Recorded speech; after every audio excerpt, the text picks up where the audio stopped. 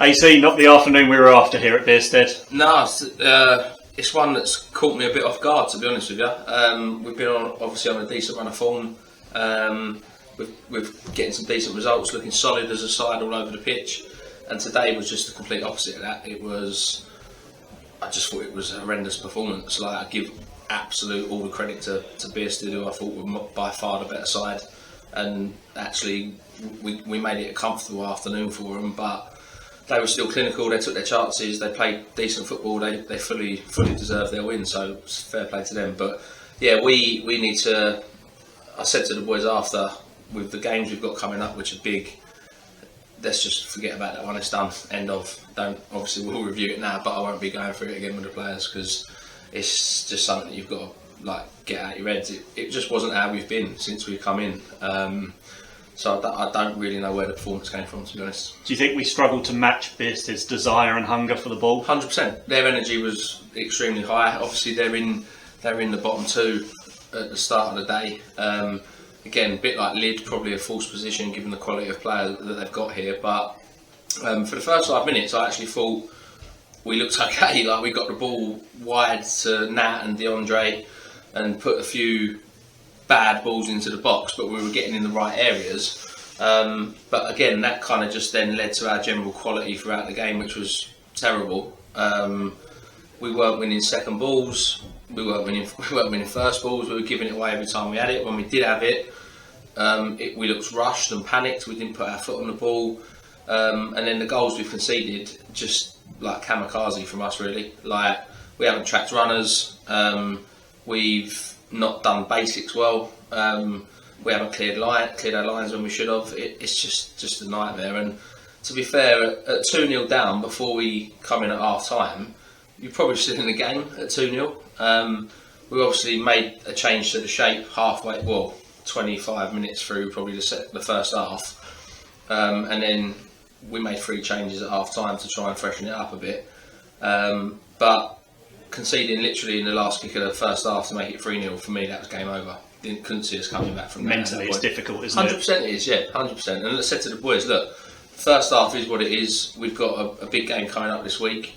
We need to make the second half positive, so we take that into Wednesday night, not taking the first half performance continue through the second half into the next game, because if we turn up like that against most teams at any level, you're going to get absolutely pumped, and we did. Yeah, you touched on it there. We started the match with a slightly changed formation than we're used to. What's the thinking behind that? Yeah, kind of wanted to try Malachi inside to get on the ball a bit more, to maybe try and play a bit more football, to get Louis Clark in channels, and we wanted to press a little bit higher. The last few games where we've kind of had a bit more of a lower line, we haven't really pressed teams, and we've invited a bit too much pressure. So the idea was, can we counter that? But it just didn't work for us. We aren't that team. Simple as that. I think we need to stick to what's worked for us, with the formation, and 2, with how high we press teams. We're almost suited to just basically going backs against the wall and try and defend our way out of games and hit teams on the counter with the pace that we've got. So yeah, look, we changed back to that shape during the first half, as I said, at 2-0 down. We made a few changes to personnel at half time, and actually I thought we come out second half, it was a lot better, but it couldn't be any worse, to be honest with you. So we go 4-0 down, another shocking goal to concede. The ball is literally out on the touchline.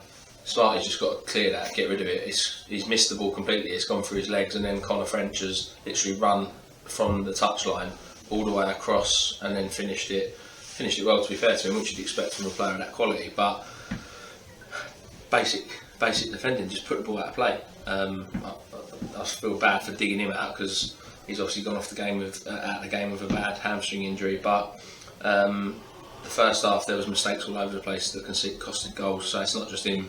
But look, technically we drew the second half 2-2. The 5th goal that we concede, we're back to 4-2, and we'd gone 3-4-3, complete just gamble up. So look, that one you just write off, but the 4 goals before that, just not good enough.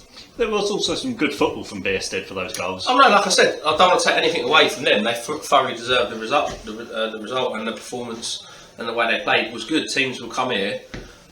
I wouldn't be surprised at all that they'll climb the table from where they are. Yeah. So they've got a lot of games in hand. I think they can catch us. So it's like, listen, they're a very good side. So what disappoints me is that I think regardless of who we played today, if we performed like that against any other team, we're going to come away with nothing, because there was just so many of the basics that weren't right. And yeah, it's got to be forgotten about, and we've got to stay positive moving into Wednesday.